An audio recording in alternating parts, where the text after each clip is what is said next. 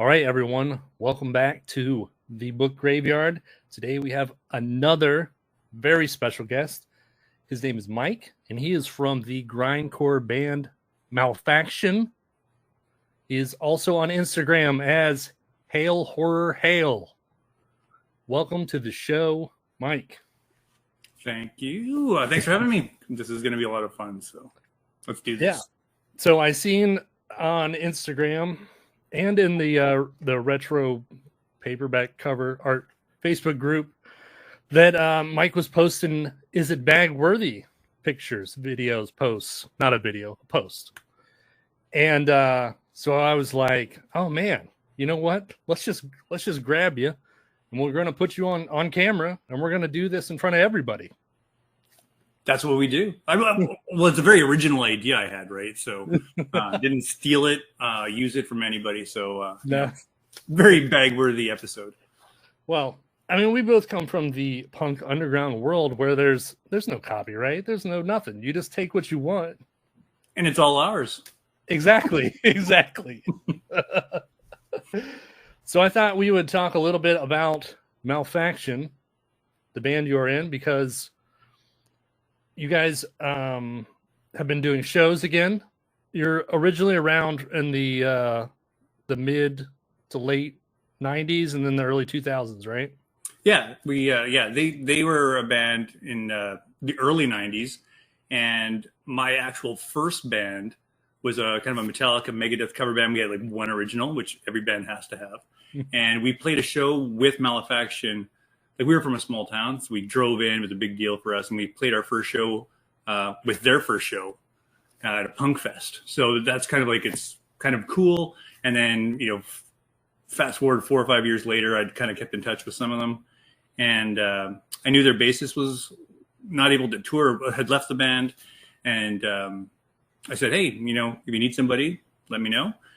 And sure enough, they called me with 3 days to go before the tour because the guy they had dropped out. So I had to learn their entire set in, maybe about 4 days.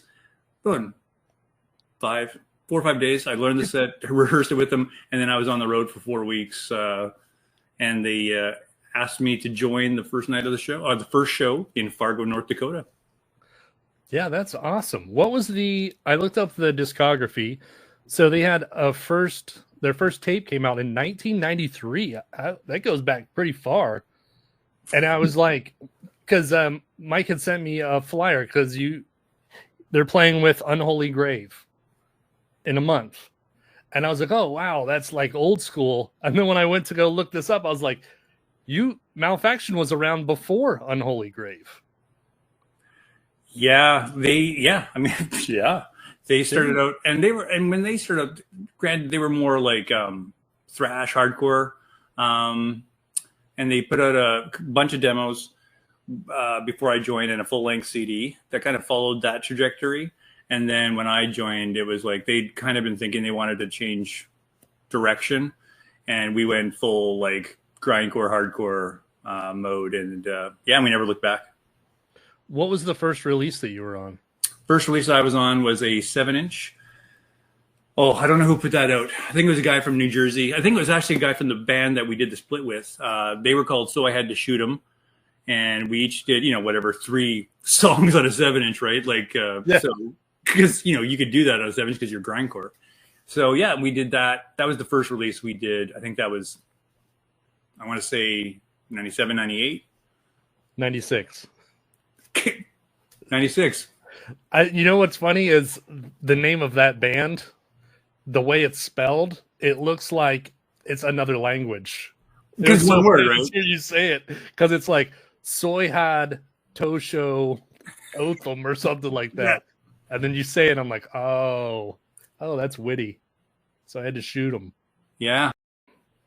That's great. And you guys are from Winnipeg, Canada? Yeah, Prairies of Canada.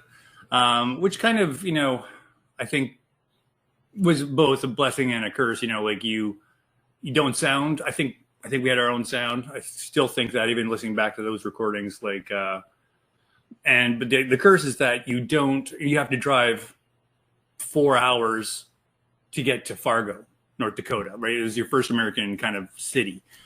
So any tours we did were like, 4 to 6 weeks, and you're just not part of a bigger scene, especially at that time without the global internet as it is, which has helped everybody, right? Like it was phone calls, email, not even emails. I mean, when we started out, like emails, was that a thing? There was a lot of letter writing. Letters, yeah. It was all DIY tours. So, and you go out there with a hope and prayer, and you're in the back of a van, you're sleeping on floors, you're hoping that 30 people show up to the show, and you're hoping that maybe you'll have enough gas money to not have to take it out of your own pocket, and maybe you'll have enough for some crackers. It was pretty rough. But we took our holidays. That was our holidays. Like, this is ridiculous, right? We work all year, take our holidays, and go on tour in a van and rough it out for 4 to 6 weeks. Right. And you pretty much, like, when you're on tour, it's pretty much not fun until you're on, like, stage, and playing is the fun part, and you get to meet people, and that's fun, and see all the other bands and make connections. But there's a whole lot of suck on tour where you're just in the van, uncomfortable, sleeping on a floor. Oh, dude. The first, I don't know, bunch of tours, like 4 or 5 tours, we did in a white van that was like a cargo van, right? So there's no like couch or anything in that thing. So we actually put a couch in it. Mm-hmm. And, if we stopped too soon, the gear and the couch would slide forward, which happened multiple times. So it's like, it was really safe. And it wasn't until like 2001 where we had like a 15 passenger and we were like living in luxury. We each had our like 2 benches plus room to put the gear. So yeah, we always called it hurry up and wait. Like, you're hurrying to get to that show, and then you're just waiting to have your 25 minutes on stage or on the floor. Yeah, on the floor. Yeah, that's why I put it in the quotes. It's most of the time it's not on stage. No.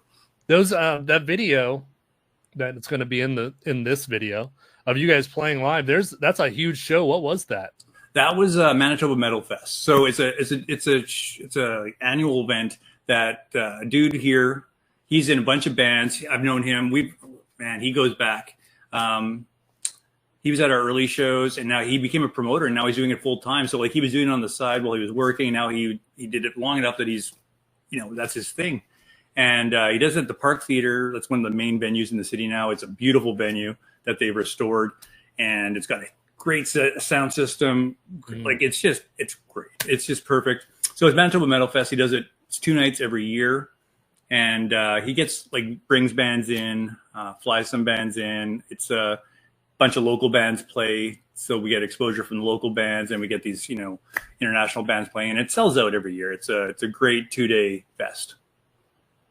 That's awesome. It looks rad. It looks awesome. It's like 600 plus people.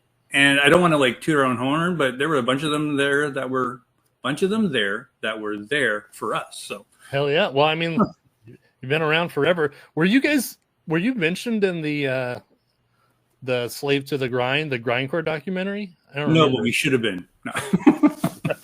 It was cool. We saw friends of ours are in it that started playing grind after us.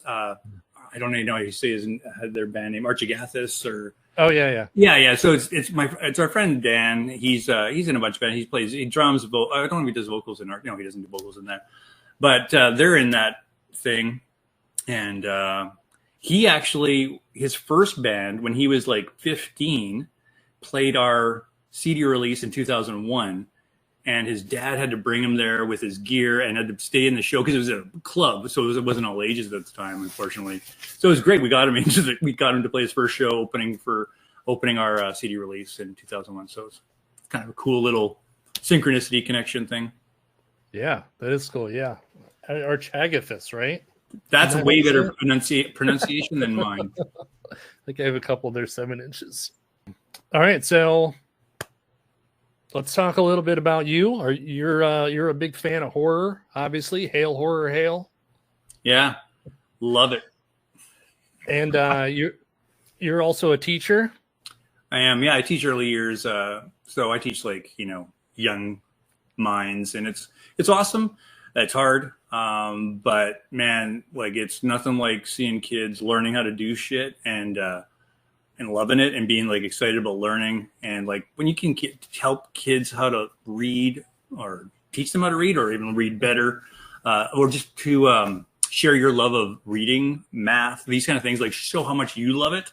And they just, by the end of the year, they're like, you've done it, you've shared it so much.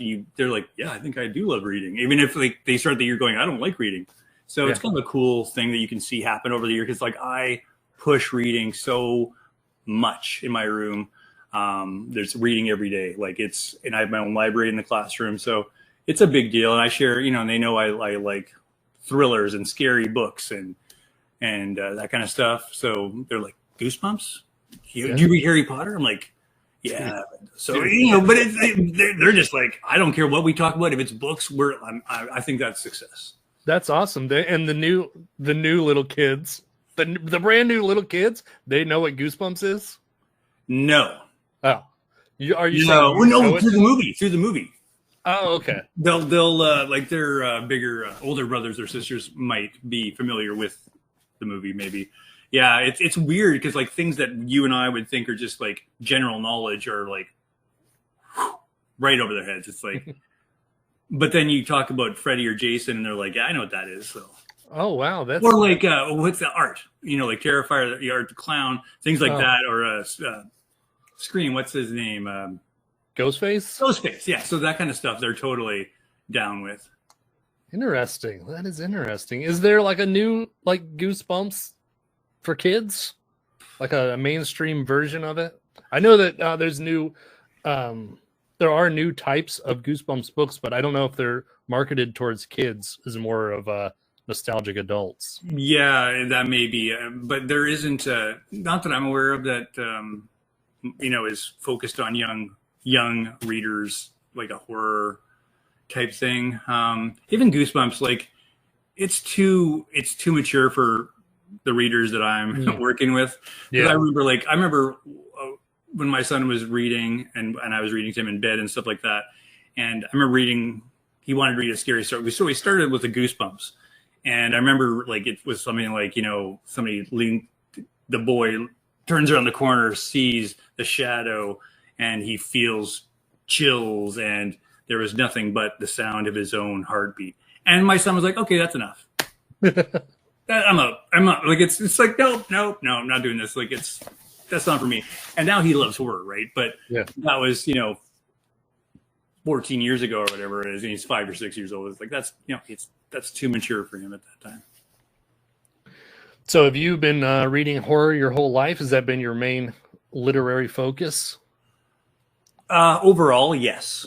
I started off probably like, I always was drawn to the dark side, and that was through Laserdisc, right? Through friends who had a neighbor, his dad would bring home Laserdisc, and that was like, holy shit! Like American Werewolf in London, The Thing, Escape from New York, like The Evil Dead, like these, and it was such a monumental occasion because you got this huge record LP thing, and you flip it, and it looks really good, and these images that are both horrific and profound, like you're just like, you couldn't take your eyes away from this stuff. And I'm grateful to that, because that really started me on a trajectory. And because I wasn't really allowed to do a lot of that stuff because my family was very religious.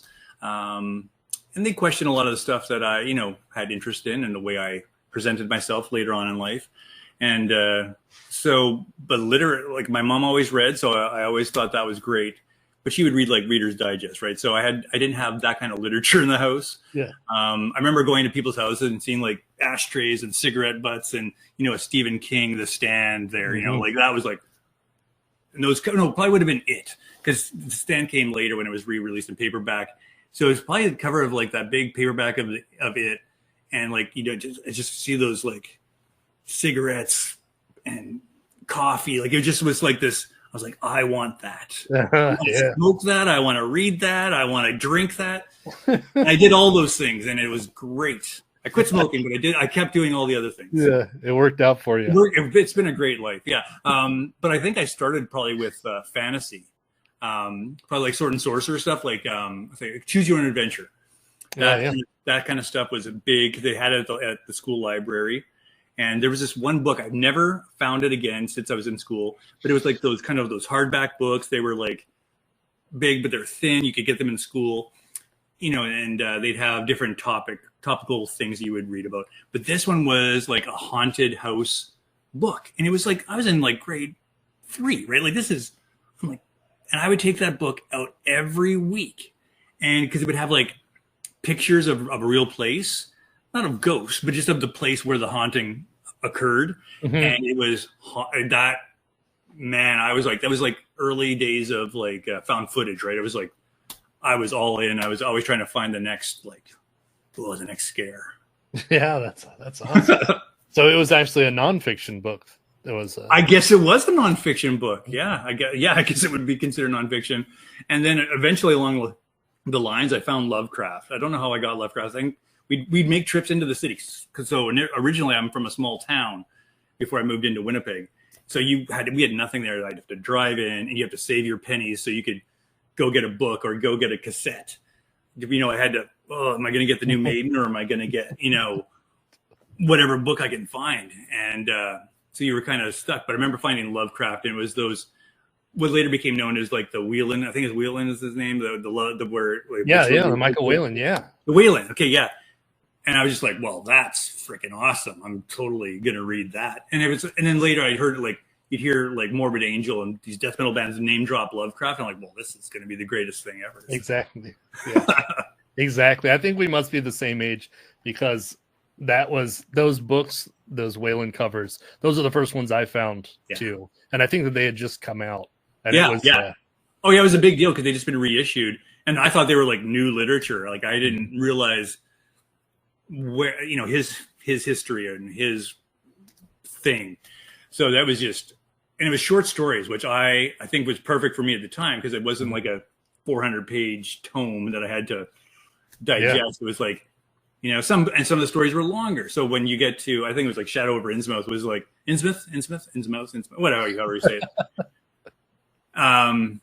Which was more like a novella length, and I was ready for it because it was at the end of the book or whatever. It was just like, but those had punch.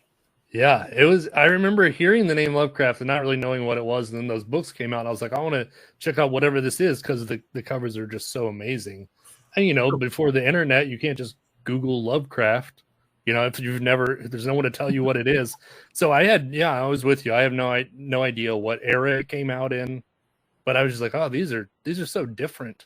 Yeah, these are so different than like Stephen King or something that I might have read before, the Jaws book or something. Well, yeah, and like Lovecraft had a mythos, right? Like that you didn't have access to. You just had you could find snippets of it through the books, or there'd be mention of a Necronomicon or a whatever, like these ancient ones, and you're like, what are they? There was no like encyclopedia like to explain it to you. You just kind of had to absorb it and try to glean from it like some kind of deeper, profound meaning. It was I remember that being pretty like inspiring at the time, because like it was cosmic horror. I didn't have a word for it, but it was like that bigger thing that's up there, down there, wherever it is. It's like, it's like, give me more of that. Yeah, absolutely. All right, man, you ready to get onto this Bag Worthy? Yes. All right, so if you've never seen a Bag Worthy video of mine before, I basically I have a huge collection of books, and I want to spend more money on books than bags, so there's a small bag budget. So you got to pick which books deserve the bag. What is worthy of saving? Why it's worthy of saving. This is an important question, because when we get to why you decide which book, is it going to be because of how much you love it, how great the cover it is, the value, maybe it's worth a lot of money, who knows? So there's many reasons of why you can select a book to be bagged and not bagged. We're going to discuss them one at a time. And would you like to go first, or you want me to go first? I don't know, man. I don't know how to do this. Like This is, I'm used to posting, a picture, a still. Uh-huh. I get time to think about what I want to say and write my 3 words. So I think I need to follow the master. Okay. Okay. Well, okay. Well, I want to. Do you mind if I do a little advertising for something related? Just real fast. I have a video on Saturday on my friend Levi Wallace's channel, and we are going to be discussing the Night Stalker book versus movie. Have you ever seen those? Those look good. So this is the TV series, but it was a made-for-TV movie written by Richard Matheson, based off of this book by Jeff Rice. So we're going to be discussing that on Levi's channel, and there's going to be a link down in the description.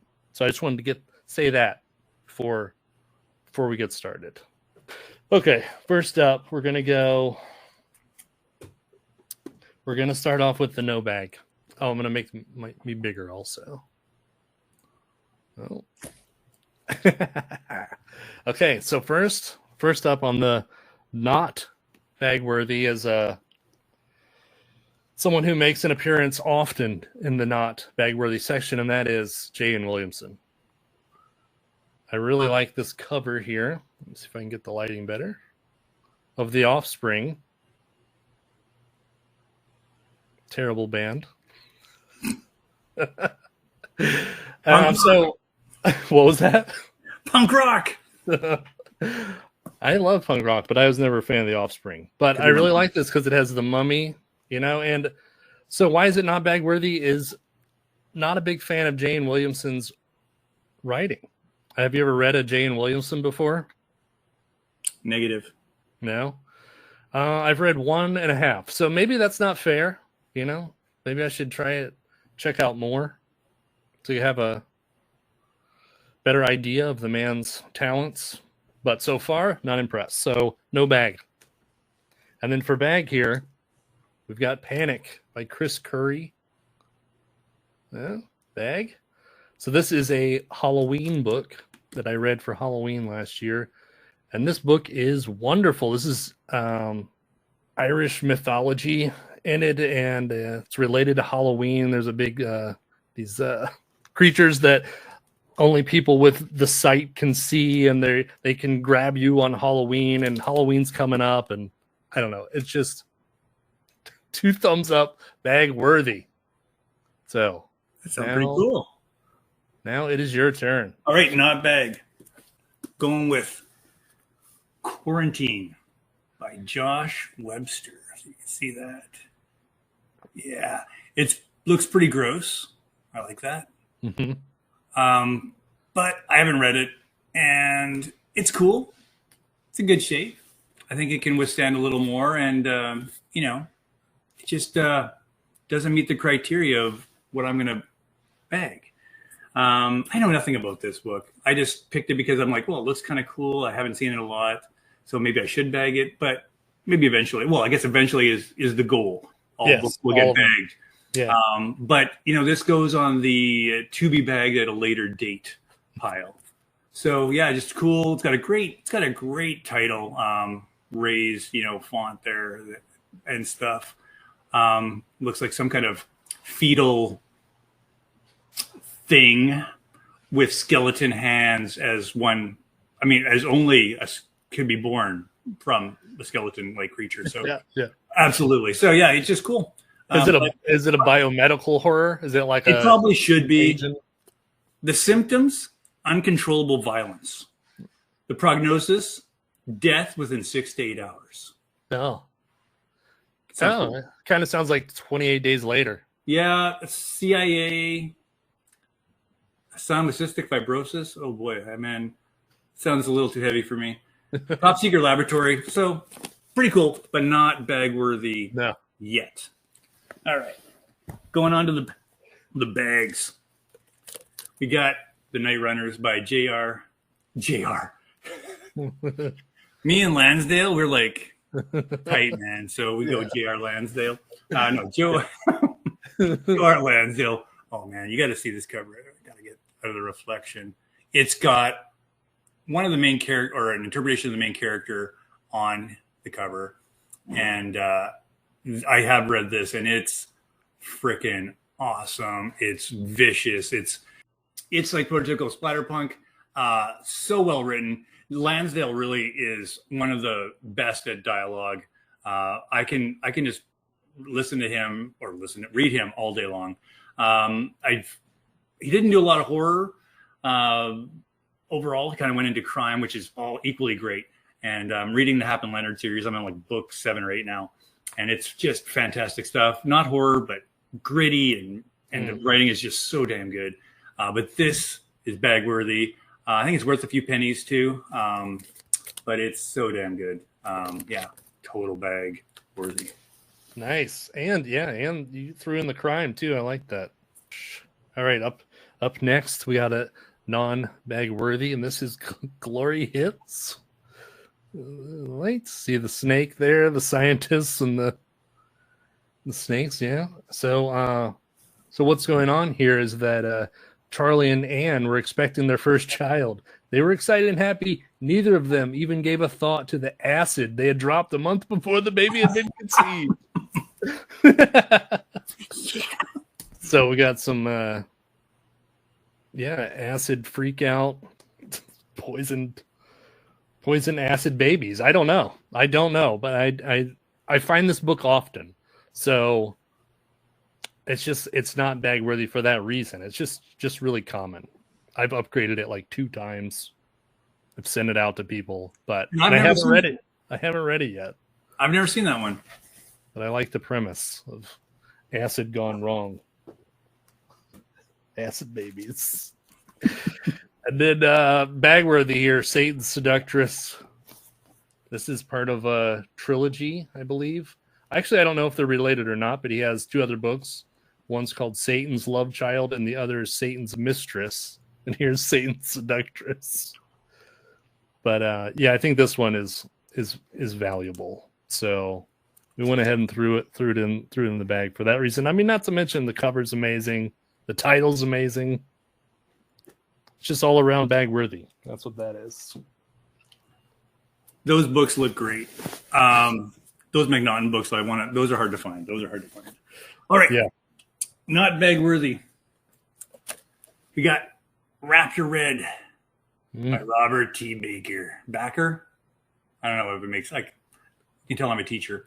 Let's see if we can get the holographic. Yeah. Oh, fudge. Oh, you can see it's doing something. There you go. There it is. And he's facing you. Anyways, it's pretty scary, but it's really cool. It's a holographic thing. You know, I love this stuff.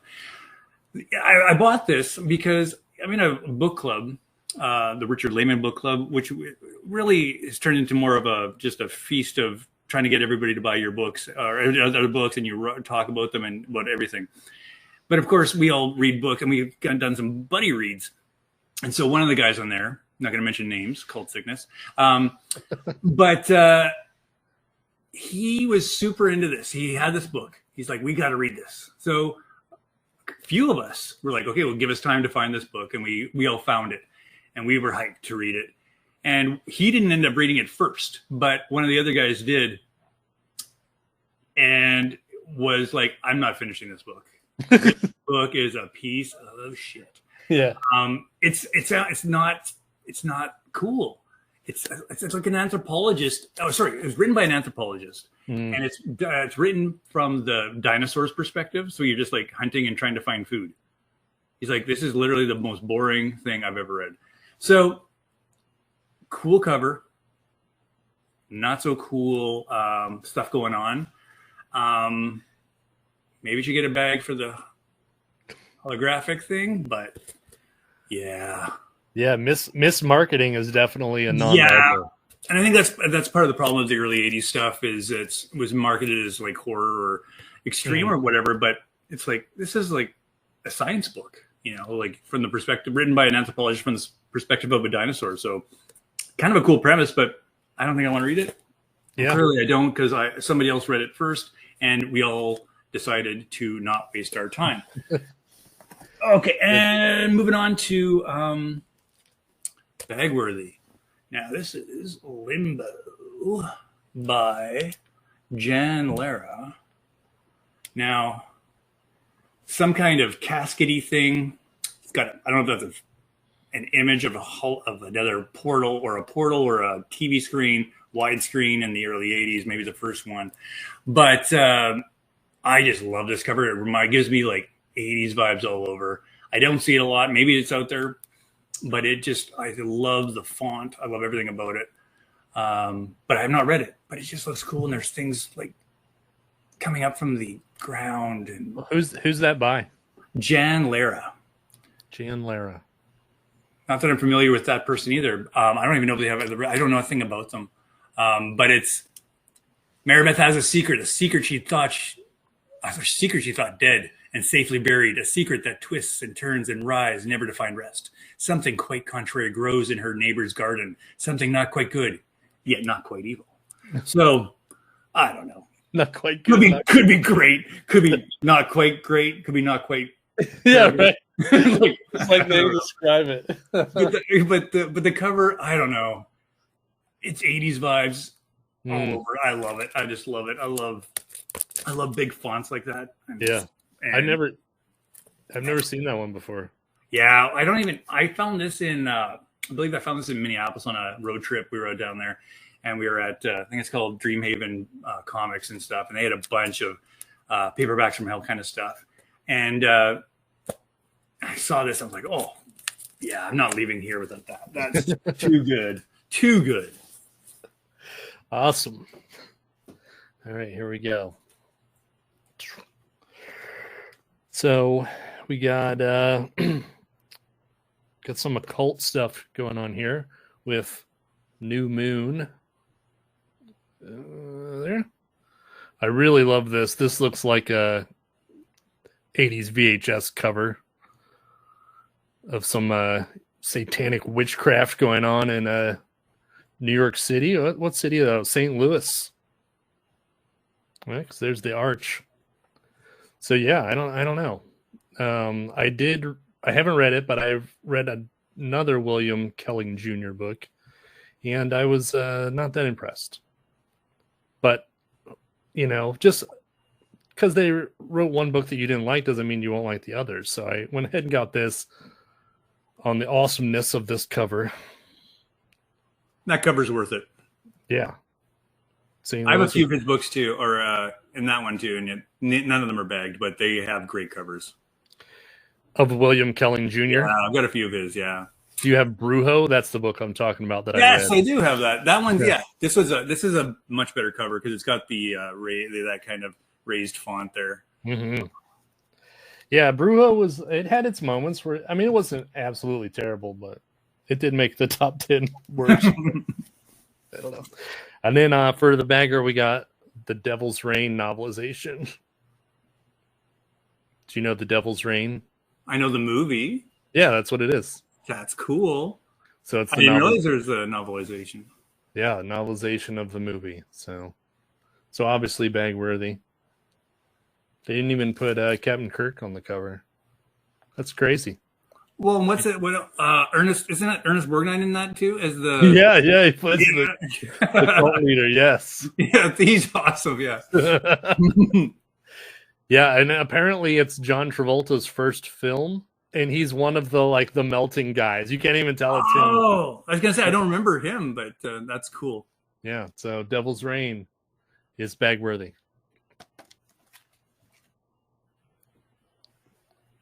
All right. Not bag worthy. We got Hellstone by Steven Sproul. It's kind of a cool-ish cover. It's worth owning for sure. Mm-hmm. Totally cool. But for whatever reason, it doesn't scream out to me, I need a bag. But whatever. This is the key to hell, so... he's a blackmailer, finds a strange stone by the shores of the Loch Ness. As it changes hands, people die. But the stone's inscription unlocks the secret of the monster. And it is the key to an awesome demonic power. Yeah. Oh, absolutely, as it should be. No. But anyways, not bag worthy. Yeah, I have that one also. And it is also not in a bag. worth having for sure. But yeah, no, it doesn't quite meet the criteria. Now, bag, I've got In a Lonely Place by Carl Edward Wagner, Ooh. which I've read, and it is worth all the praise it receives. It is absolutely one of a kind. It's spectacular. I think every story in here was pretty darn good, and reaching some pretty profound heights. Some of the stuff has stuck with me since I read it a couple of years back. A lot of it, it seemed like it influenced like Blair Witch or True Detective season 1. Like there's a lot of really cool stuff in there that I'm sure that what's his name that wrote True Detective there, I think he may have lifted a few ideas. been inspired by it. Oh, I inspired, absolutely. But that cover is freaking fantastic. And I know it's been reissued recently. I'm glad I found this. I paid $1 for this at a local used shop, which is now closed. But when I was going there regularly, I found this for $1, and I was just like, "Are you freaking kidding me?" And it was just, oh, yeah, that's worth $1. Oh my God. Absolutely, so good. Yeah, that's beautiful. Jealous.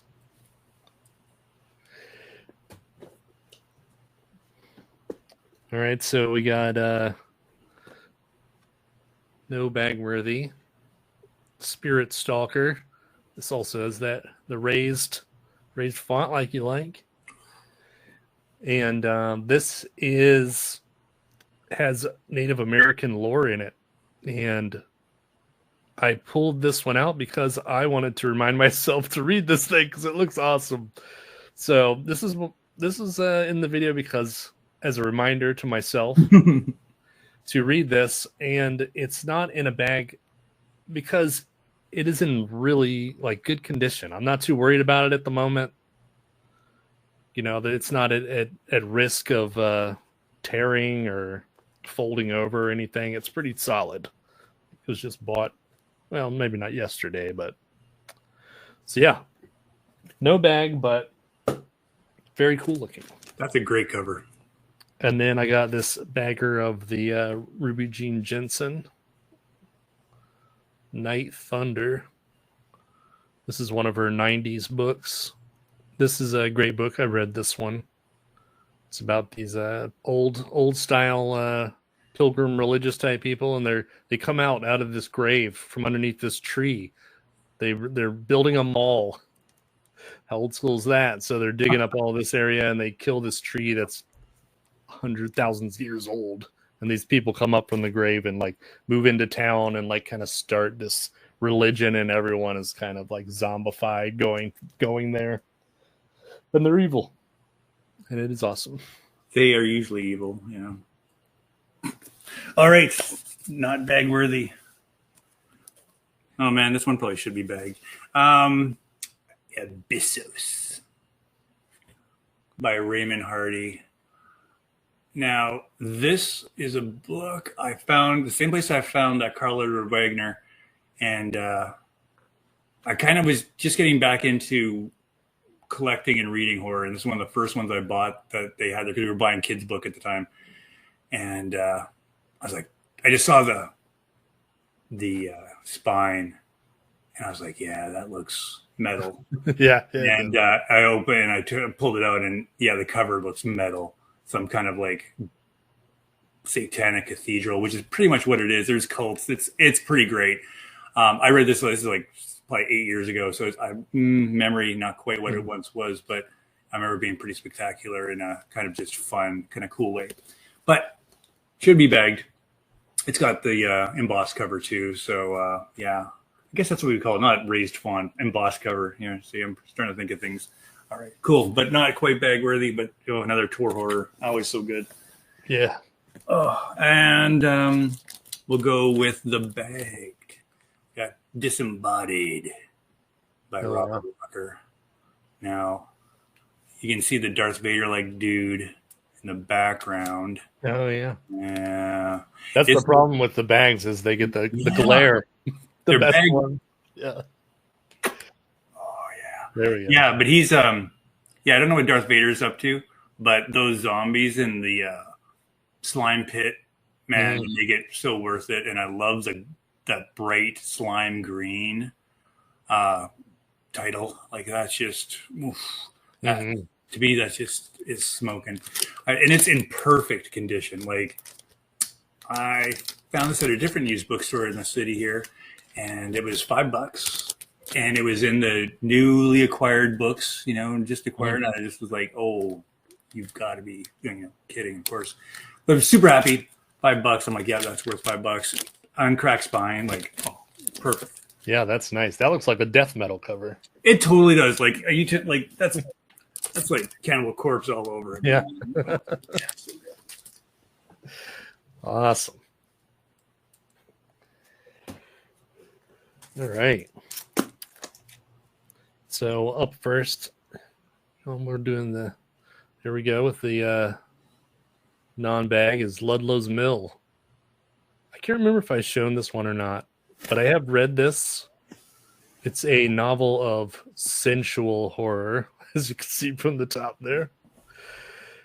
And it started off really promising. It started it reminded me of Twin Peaks, kind of. So strong start, and then it just gets into this woman being possessed, and then there's it's kind of incest stuff, and it's like, God damn it! Why do they keep why do they always ruin these old 80s horror paperbacks with that incest shit? And then it just kind of goes there for way too long, and you're like, man, you should have stuck with the Twin Peaks. You were on the right track. And then Bagworthy, speaking of H.P. Lovecraft, we have this very old Avon edition, The Lurking Fear and Other Stories.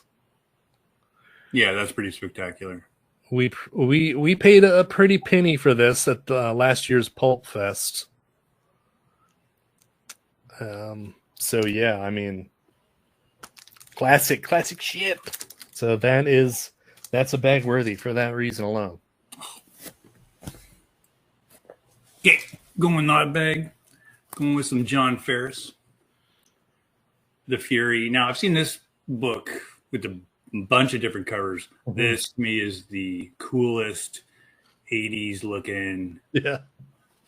I mean, those are possessed children. They look messed up. Oh, there you go. Yeah. There you go. It almost looks like a sci-fi. Yeah. But evil sci-fi. Yeah. I've only read one Ferris, Son of the Morning, I think it's called. And it was spectacular. The dude can write like awesome. So I really, and I have tons of his books, and most of them have incredible covers. Mm-hmm. Sound good. And I just need to make time to read more John Ferris, because the one I did read, like I said, was fantastic, and the covers look great, and they always have cool blurbs. And I mean, it's Twins of Terror. Like, yeah, I can tell those are Twins of Terror. Absolutely. All right. Speaking of terror, we got Nightscape here by Stephen R. George. I have read this, and it was pretty damn good. It was really good. I really enjoyed it.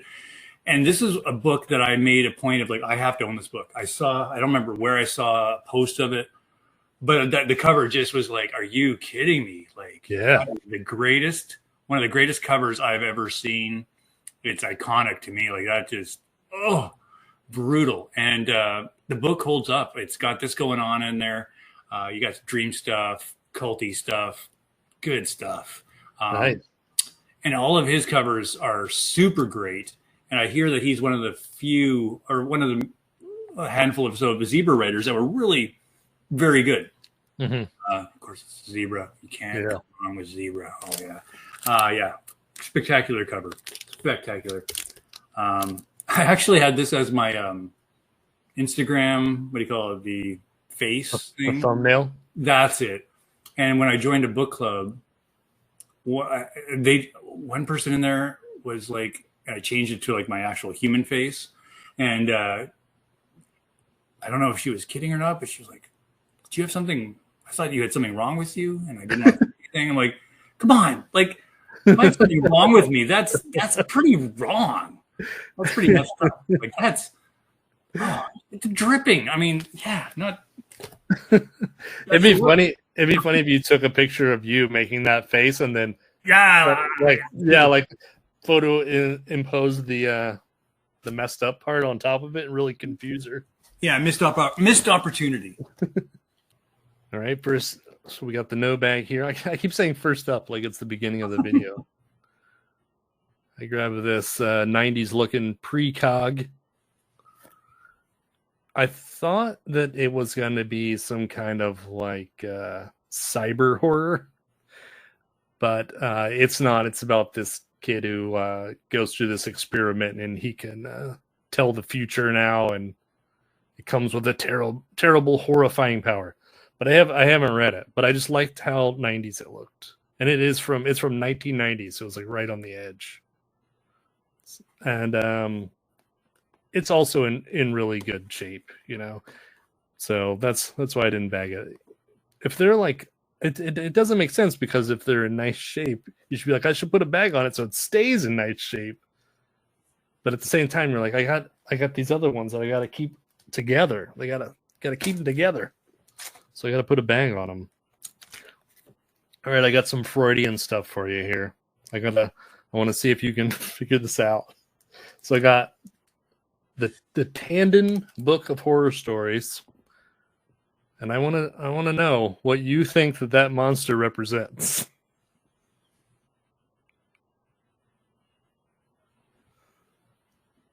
Probably something very private. It's a vagina monster. It's a guy with a sword being attacked by a giant vagina monster. As one does. So yeah, that was I was so amused by this that I was like, oh, I got to put this in a bag. This is a UK book too, and I get so excited when I find those UK editions. That's wild. I don't find them that often here in the States. You guys find more Canadian or English books there in Canada, don't you? Because it's still connected. Yeah, we're part of the royalty, man. Yeah.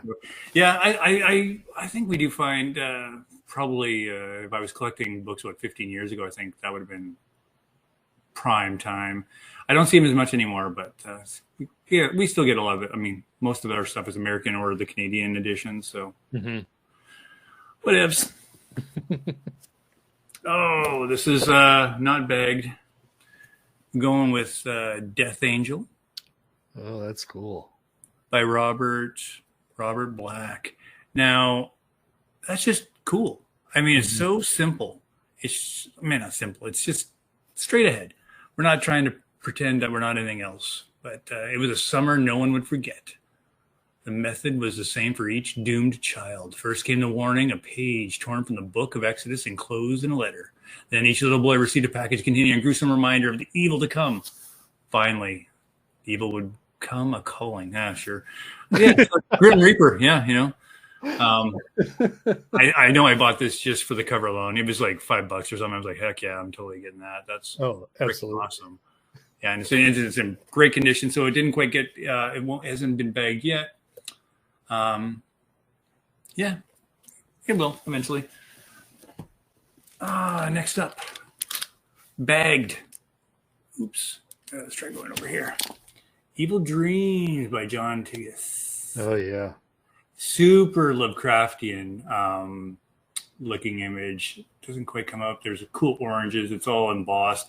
All of this stuff here, the evil tree roots embossed, the silver, some super good stuff there. I did read this. I found this at a local bookshop for $2.50 or something. Super stoked. It was my first Tigas. I think that's how you say his name. And I read it, and it's great. Super cool. I've read a couple since then that weren't as good, but still solid writing. So I'm pretty happy with that. But I've got most of his writing now, and even under a pseudonym, he goes by William, I think, Essick. Oh, yeah, I think it is Essex, right? Yeah, Essex. Yeah. So he goes. I have a bunch of those ones too, all on Leisure imprint, or these at least the tickets ones are I think all on Leisure or Leisure Occult, and they just look great. Yeah, that one I love this book, and it's kind of got a good lean on it, so I want to preserve it as best I can.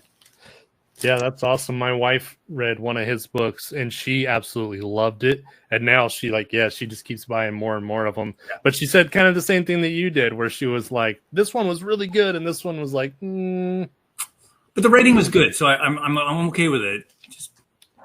Okay. I'm going to do a gnarly one.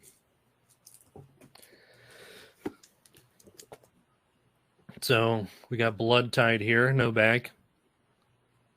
Oh, that should be bagged. That's a bagger.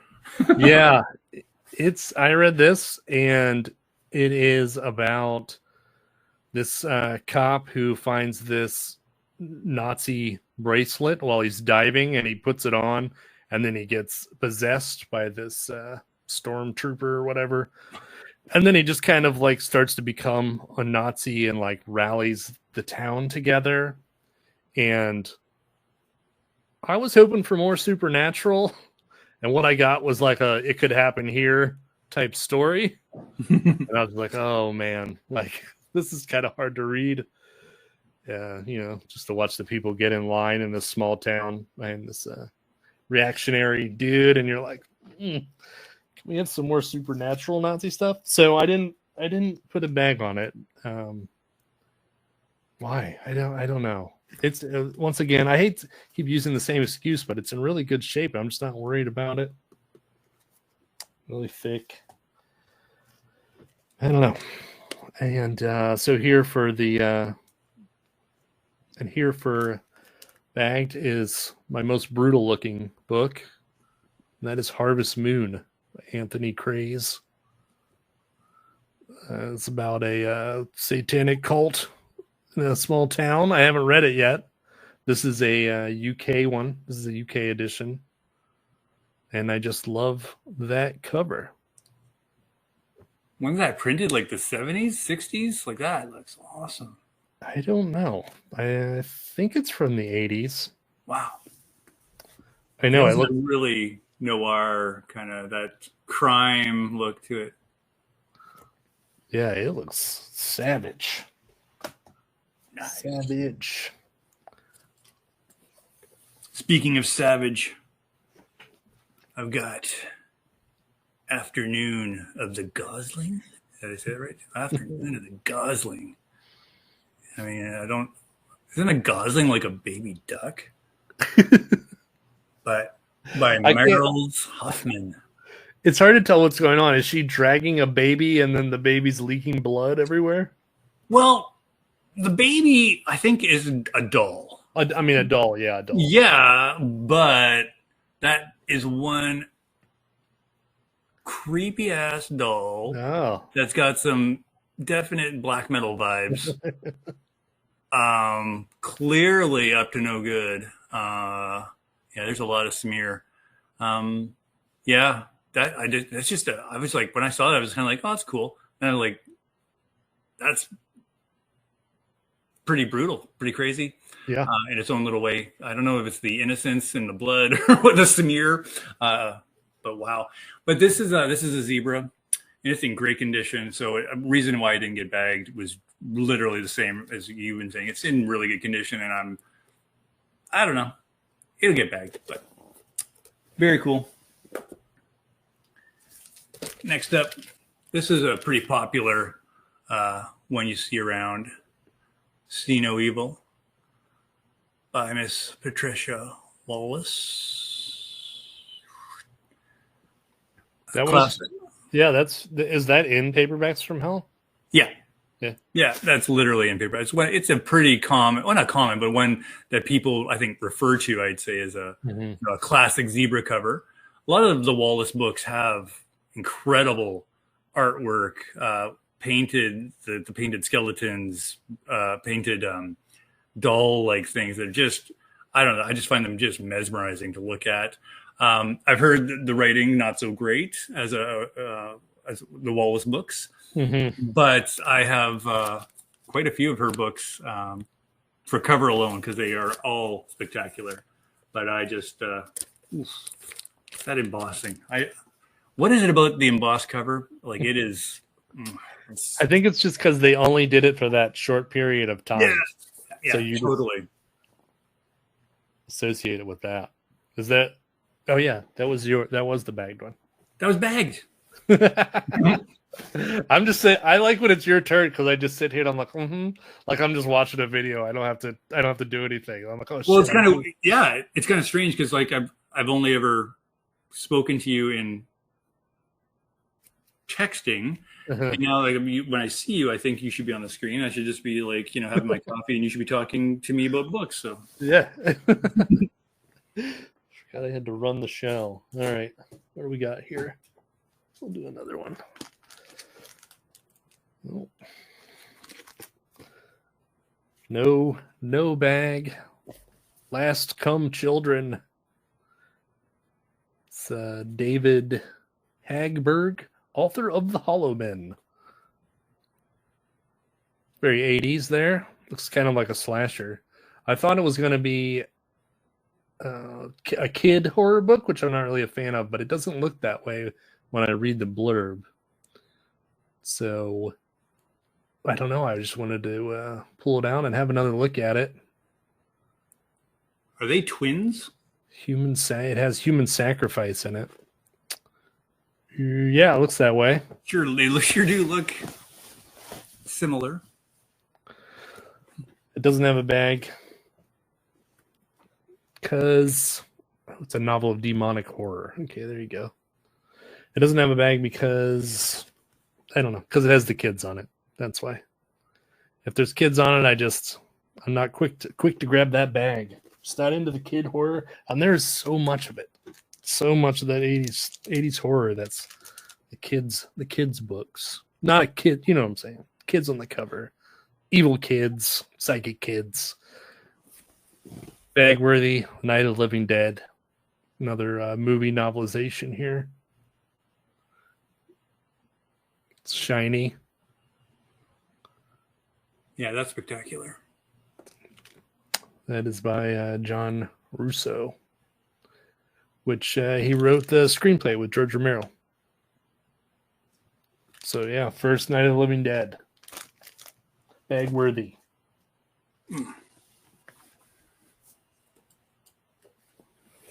All right, go on with not Bagworthy. This is Stickman. Every time I say this title, I want to sing Spoon Man by Soundgarden. Yeah. But like, it's cool. Like it's got the material isn't glossy. It's a kind of like paper. And it's a Tor horror. So it's kind of cool. I mean, I don't know. It's just dull. It's like it's like matte finish. Yeah. It's just like paper. Like it's totally fine. Seth. Oh man, Seth Pefferly. Like if you want to be fancy, it's Pefferly. Mm-hmm. Tor horror. It's nice. It's totally fine, but it's kind of a dull cover. I'm sure it sounds kind of cool. Spirit world lies close to our own, sealed from ours by ancient magical barriers. It is hunted and it has its hunted and its hunters. Oh sure, it sounds cool, but I fear when we have hunters, I fear it's going to be like that dinosaur book. Yeah, you like from the perspective of like I don't know. Yeah, I don't know. It could be cool. It could be great. Looks like it's from the late 90s. Yeah, it's not quite. I think it's like kind of like a transition book. I think it's like maybe they're trying to go into something more cost effective. Mm-hmm. Next up, oh boy, this one. Well, I didn't do a very good job on my bagging on this, but now speaking of bags, do you have a technique? Because I'm thinking of that Pulp Fiction scene where what's his name? He's asking Jules. He's like, "But the foot massage." Yeah. And he's like, have you ever given a foot massage? He's like, yeah, I got my technique down and everything. That's when I'm like, and as I've done more bagging, I've got a technique. Do you have a technique? Yeah, because when you use these old horror books, you have to use the digest size bags. Yeah. So you got to fold it all. Yeah, I always go side first. Yep, side first. Mm-hmm. Oh, actually, spine out, or upside down. Oh yeah, there's there's a whole thing to it, and depending on the size, sometimes it works so well, and it's like, oh, it feels good. Yeah. Other times you're like, you got to really work that. I know. And use more tape than you want. But anyways, speaking of books that are bag-worthy, Dream House by Douglas Morton. I've read this, and it's messed up. It is weird. It is nightmare logic. There are things that coming out of this book that don't make any sense, but it works in a very peculiar way. But I don't know. I don't want to. I read it quite a while ago, but spectacular. And the cover, I mean, is just to die for. Like, that is a heck of a door knocker. Is that what they still call those? Yeah, door knocker. Yeah. Is it a haunted house story? Possessed? Kind of. Yeah, it is. It's a house of horrors. Like, it's giant fireballs appeared from nowhere. I mean, and you know, like, to, you know, barbecue human flesh. I mean, like, it's kind of got this really left field logic going on that he pulls off, and you're just like, oh, you know, your acid trip book. I think it doesn't talk about doing acid, but maybe it feels like it when you're reading it. I think it's like right on the tongue. Like, we're going in, we're going deep with this one. I'm sold. Acid horror, LSD horror. LSD horror. That's a whole other subgenre. Let's see here. So I grabbed one because I was going to transition so you could talk about your Richard Laymon book club. But so I do have this Richard Laymon All Hallows Eve. I still have yet to read one. What do you guys like about Richard Laymon that you have a club for it? Well, there's nobody quite like Richard Laymon, and he's one of the first like kind of extreme writers I was introduced to.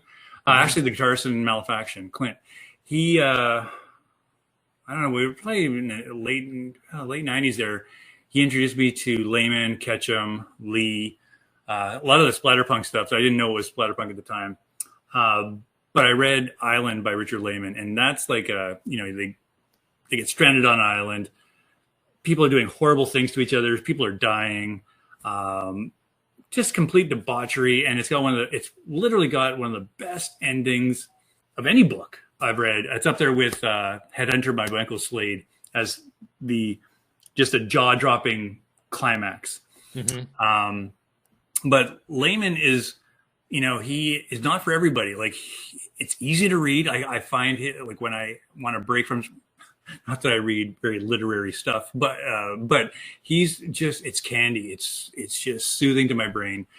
Not all his books are perfect. Well, few of them are perfect, but they're perfectly fun. And every book I've read, even the much aligned The Lake in our group, or Bite, which is, they're still got some scenes that are just spectacular, and sometimes they don't work. He's probably the only author that's written multiple vampire books that doesn't have vampires in them. Like, really, and that's not a spoiler, but the vampire itself, maybe they're there. You don't quite know, but they're never the main character. And he's got 3 vampire books that I know of, and they're never the main character. It's always it's odd, and I'm always like, dude, it's a vampire book. I want blood. I want I want necks torn apart. I want coming back to life. So yeah, and he's known for his perverse nature. He's got a lot of sexualized just thoughts. It's like, for a 15-year-old boy, this would be like the perfect reading material. Like, you just be like, call it spicy, but it's often not. It's not cringe worthy like Stephen King's sex scenes. Mm-hmm. But they're pretty spicy, and some gratuitous violence, which I enjoy. And it's just easy reading. And he's got a ton of books, so he's one of the first guys that I got into, and I was making a point of trying to read some more, and I was scrolling Instagram, and I came across trying to think of her handle, Jess. Constant reader beware. Anyway, you can find it.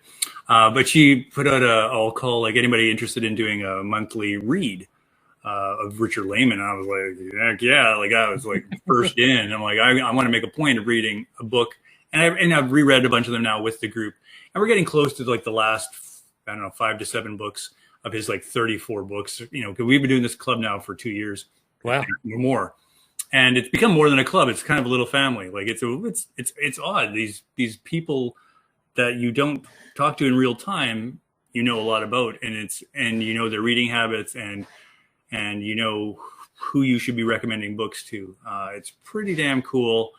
It's a place you can go to like spill your guts, and you get, you know, some good love there.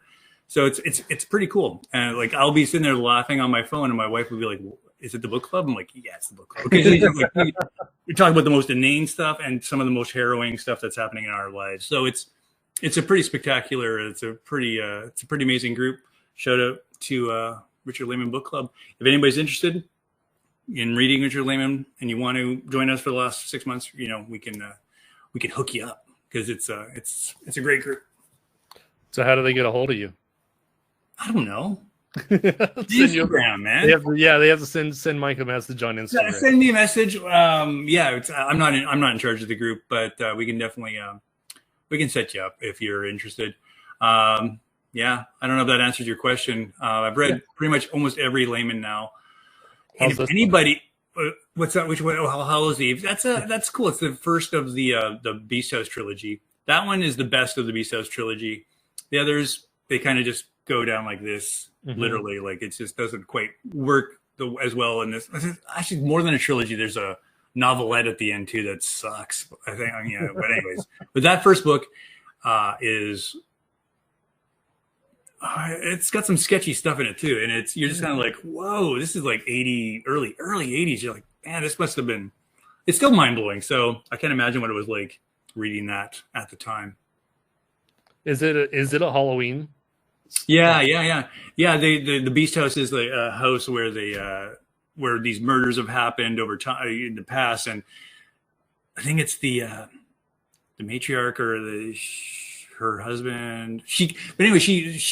Her family suffered the loss, and she's made this house of horrors like an attraction, and people go through it, and you know people are going to die in real time. So, cool! It's a great attraction. Ah, good. I'll save it for October then. Hell yeah! Let's see. Oh, and then I got the bag here as let me do this is The Abyss, Kate Wilhelm. There we go. I really like this cover. It looks like a gothic cosmic horror. I haven't read it, but I've heard it's amazing. Yeah, alternate universes, alien monsters.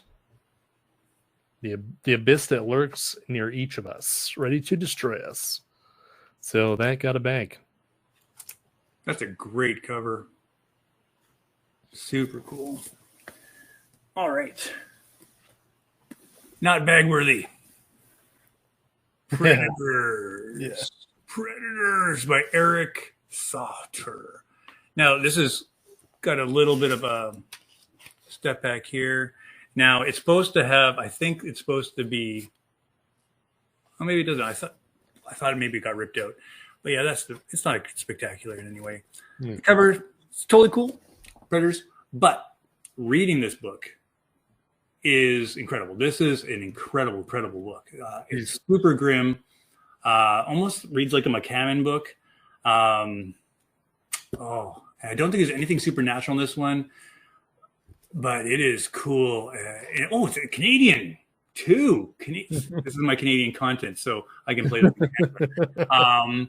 So a hunting party led by a man of unique cruelty, a pack of wolves slaughtered a man and a wolf survivors.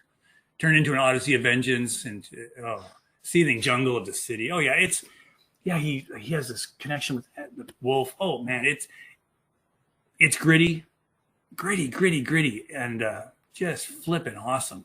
I love this book. I really freaking loved it. Why doesn't it have a bag? Because I've seen this around a ton. Maybe it's just a Canadian thing. This is like the second copy I own, so I upgraded to this. Still in good shape. Yeah. I should bag it. I keep saying the same thing. Yeah, I've read that one also. I consider it's like Death Wish, but with a wolf instead of Charles Bronson. And it gritty, right? Like it's just mean spirited in an awesome way. I do kind of wish that it would have been more brutal towards the hunters. Fair enough. It just took. I was like, come on, kill him. Yeah. Neck to get. Yeah, the guy having the conscious, like morality, consciousness streak at the end. I was just like, no, kill him, kill them all. Yeah, stop. That's fair. That's a fair critique. Yeah, I so good. I have to do a bag. And a bag, this is so bad. Yeah. Has one of the craziest step back art covers I've come across. Gothic horror. I remember, and I paid a bit for this. Because it's another one of those books. I probably saw it in Paperbacks from Hell. I saw it around and I saw the step back art. And I read some people saying it's a pretty good book too. It's gothic-y. And I read it, and it's totally gothic. It's totally charming. Easy reading, not incredible, but the step back art alone is to die for. I'm not going to take it out because I'm not going to. But yeah, that's what I always say in these videos. I'm like, you guys should see the step back art. I'm not opening. It's the greatest, but I'm not going to show you. Exactly. All right, this is the last one. We're in the last ones. All right. So we got The Wrath, no bag, David Robbins. As you can see, it has a bookmark in it that's been sitting there for 8 months because I stopped reading it because it was not good. I was just pretty bored by it. It just took its time going anywhere, and once you've started going anywhere, you're like, oh, that's not really anywhere. But I love that mummy, the mummy cover, and I was hoping for a really good mummy story, and it just wasn't happening. But to be fair, I mean, what page am I on? 88. How many is there? 364. So that's not really a fair chance, but I don't know. It's not going to make it, you know? I don't know. 80 pages? I mean, I try not to DNF a book, but I don't know. You've got to have done something by 80 pages. Yeah, exactly. Right? I don't got to explain it. I got to explain myself. 88 pages is great. That's almost 100. Almost. And then bag worthy. I got Evil Way. I love this book. It's Native American horror. That scene actually does happen. Only it's not a blue-eyed white kid that it happens to. And it just, it's got cool folklore and a great setting. I think they're in New Mexico, maybe. I don't remember. Somewhere southwest. And there's possessions, and it's great. It's a great book. If you ever see this one, I think it's a zebra too. Yeah. Ryan O. Moses. Yeah, I've never seen that. That's awesome. Evil Way. Whoa, my stack's going to fall over. Hold on a second. Yeah, the stack. I was much better at stacking my pre-piles than my post. And that's because you're all excited. I'm just so excited. Throw them over there. Back to the shelf with you. Okay, didn't make the bagged worthy pile. Fertility Rites. By who are you? Faye and Zachary. It's a pretty cover. It's got a great font. Some, I don't know, baby that could be up to no good there with, looks like a stethoscope. Yeah. Interesting. Could be cool. Maybe it's medical. I don't know. Is there blood on the wheel there? Yeah. See, the stethoscope is dripping blood. So that's pretty cool. I think that I have that, and I read the back blurb, and I was like, oh, I'm not talking about this one online. Oh, should I not read the back then? It's up to you. I was just like, okay. Isn't it about like Was it like an infertility clinic? Oh, great. Yeah, I just wasn't sure where it was going, and I was Oh, like, who knows? Who knows? I don't remember what I. Yeah, I think I bought this for like a couple bucks, but I like because like that yeah. cover is worth it alone. Um, it's zebra, but it's not zebra horror. Zebra fiction. Oh, interesting. So it's not horrific. Weird, but they sure sold it like one. That, like, are you telling me that's not a paperback from hell? Like, come Right. on. Totally. Yeah. You say spellbinding. Oh, it's a new medical thriller. Hmm. That's what it says on the top. Sometimes a little miracle is not a blessing at all. Absolutely not. All right. Oh man, last book. It's the All last right. book. I got Runaway by Stephen Gresham. Now this is just, I just love this cover. Super, I don't know, Hansel and Gretel-y Mm-hmm. or something. Let's see if we can get in there a little more. Love the font on that thing. And a local bookstore, horror bookstore that just opened up in the city last year and a half ago called Raven's End. So a little shout out to them. So they're literally one of two only horror bookstores in Canada, and they opened a couple years ago. And she just started putting used books online as well, so it's been great when people bring in their books in there. She lets me know because she knows what I'm looking for, and it's been great. I found a few, and they're priced well. So I paid a few bucks for that, but well worth the 10 or 15 bucks that you pay for something like that. Oh yeah. But I love this, and Stephen Gresham. It's a name I keep hearing, seeing, and I think people say good things about his stuff. So I do want to read something of his soon. Now, there was a special place for boys like him. Here's your child thing. A place where they made sure he would never run away again. Oh yeah, well, house with sweets like that, I'm not going anywhere either. Gonna eat me some candies, some good edibles. Man. I don't know. I love that. That's a zebra horror, of course. Have you read any Gresham? I have not. I have some, but I have not. Yeah, I've got a bunch of his stuff, and every time I see it, it just looks collectible. And like this one, it's not in perfect condition. It's got some bumps on it. It's starting to slant a bit, so I want to make sure I preserve it. But it's cool. Yeah, I love these strange 80s covers like that. I just love that.